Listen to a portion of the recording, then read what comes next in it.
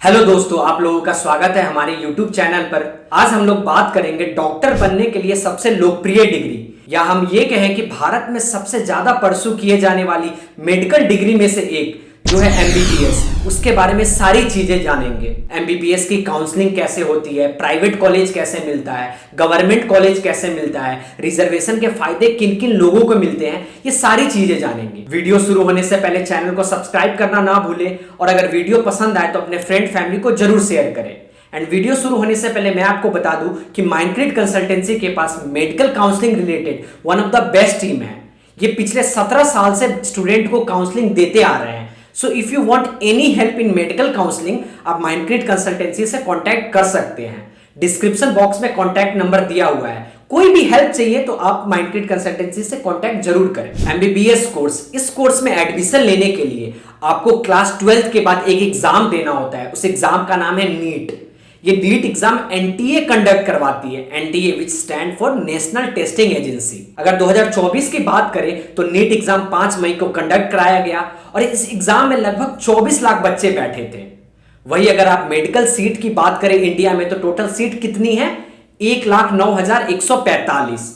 वही टोटल कितने बच्चे नीट का एग्जाम दिए हैं? 24 लाख। अब देख सकते हैं कितना ज्यादा कंपटीशन बढ़ गया है इस नीट एग्जाम में। एक तरफ 24 लाख बच्चे एग्जाम दे रहे हैं, दूसरी तरफ सीट मात्र 1,09,000 है। सो कंपटीशन बढ़ेगा ही, इसलिए इस नीट एग्जाम में मार्क्स स्कोर करना तो एक अच्छी बात है ही, उसके साथ साथ काउंसलिंग प्रोसेस भी एक बहुत बड़ा रोल प्ले करता है। बहुत सारे ऐसे बच्चे को मैंने देखा है जो काउंसलिंग प्रोसेस में सही ढंग से पार्टिसिपेट नहीं कर पाए, जिस वजह से उनकी मार्क्स डिसेंट थी, उन्हें डिसेंट कॉलेज मिल सकता था, फिर भी उनको काउंसलिंग प्रोसेस में कोई भी कॉलेज नहीं मिला।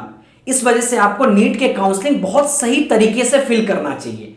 तो आइए जानते हैं नीट की काउंसलिंग किस तरीके से होती है। नीट काउंसलिंग में बहुत सारे कोर्सेस एडेड है, जैसे MBBS, dental, nursing, homeopathic, Ayurveda इत्यादि। इसलिए नीट काउंसलिंग को हम लोग दो तरफ डिवाइड करेंगे। एक तरफ एमबीबीएस, डेंटल, नर्सिंग है, और दूसरे तरफ होम्योपैथिक, आयुर्वेदा, यूनानी मेडिकल, ये सारे कोर्सेज हैं। So first one, MBBS dental nursing की बात करें तो इसकी काउंसलिंग दो तरीके से होती है। First one central counselling, second one state counselling. Central counselling की बात करें तो इसे एमसीसी कंडक्ट करवाता है, MCC which stand for medical counselling committee. और स्टेट काउंसलिंग की बात करें तो इसे स्टेट गवर्नमेंट कंडक्ट करवाता है। अब आप सोच रहे होंगे कि ये सेंट्रल काउंसलिंग और स्टेट काउंसलिंग में कौन कौन से कॉलेज आते हैं। तो देखिए, मैं बताऊंगा कि सेंट्रल काउंसलिंग में कौन कौन से कॉलेज आते हैं, स्टेट काउंसलिंग में कौन कौन से कॉलेज आते हैं। बट मैं आपको कॉलेज बताने से पहले ये चीज बता दूं, सेंट्रल काउंसलिंग में जो आपको कॉलेज अलॉट होता है वो ऑल इंडिया कोटा पर होता है। एंड सेंट्रल काउंसलिंग के अंदर जो सारे कॉलेजेस आते हैं उनके नाम है,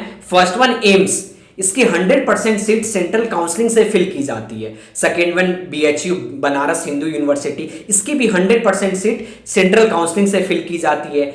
third one AMU and JIPMER. AMU इसका मतलब है अलीगढ़ मुस्लिम यूनिवर्सिटी, एंड जिपमर, इन दोनों की 50% सीट सेंट्रल काउंसलिंग से फिल की जाती है। Fourth one Jamia college. Jamia college की बीडीएस की सारी सीट सेंट्रल काउंसलिंग से फिल की जाती है। Fifth one ESI quota, and 2 IPU के भी कॉलेज इस सेंट्रल काउंसलिंग में एडेड है। And sixth one deemed university, इसकी भी 100% सीट सेंट्रल काउंसलिंग से फिल की जाती है। And the last one 50% all India quota. तो अब आप सोच रहे होंगे कि इसका क्या मतलब हुआ। तो देखिए, हर एक स्टेट में गवर्नमेंट कॉलेज है जिसकी सीट स्टेट गवर्नमेंट फिल करती है, बट उसमें से 15% सीट सेंट्रल काउंसलिंग से फिल की जाती है और 85% सीट स्टेट काउंसलिंग से फिल की जाती है। अगर एग्जांपल की तरह देखें तो मान लीजिए Patna medical college and hospital है, जिसे हम लोग पीएमसीएच से भी जानते हैं। उसमें अगर 100 सीट है तो उसमें 15% सीट सेंट्रल काउंसलिंग से फिल की जाती है, और जो बाकी बचे 85% सीट वो स्टेट काउंसलिंग से फिल की जाती है। सेंट्रल काउंसलिंग में रिजर्वेशन की बात करें तो ओबीसी को 27% दिया गया है,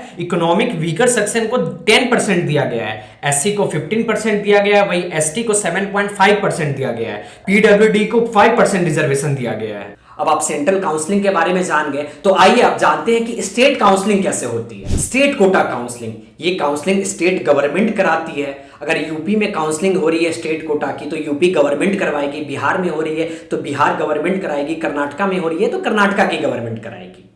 सो स्टेट कोटा काउंसलिंग से कौन कौन से कॉलेज मिलते हैं? देखिए, स्टेट में प्राइवेट एमबीबीएस कॉलेज भी होते हैं, गवर्नमेंट एमबीबीएस भी कॉलेज भी होते हैं। सो स्टेट कोटा काउंसलिंग से आपको गवर्नमेंट कॉलेज भी मिलता है, प्राइवेट कॉलेज भी मिलता है। पहले गवर्नमेंट कॉलेज की बात करें तो देखिए, हर एक राज्य में सरकारी एमबीबीएस कॉलेज है जिसकी 85% सीट स्टेट कोटा काउंसलिंग से फिल होती है, और मैंने जैसे आपको बताया ही कि 15% सीट सेंट्रल काउंसलिंग से फिल होती है। एंड स्टेट कोटा काउंसलिंग में आप उसी स्टेट में पार्टिसिपेट कर सकते हैं जिस स्टेट का डोमिसाइल आपके पास हो।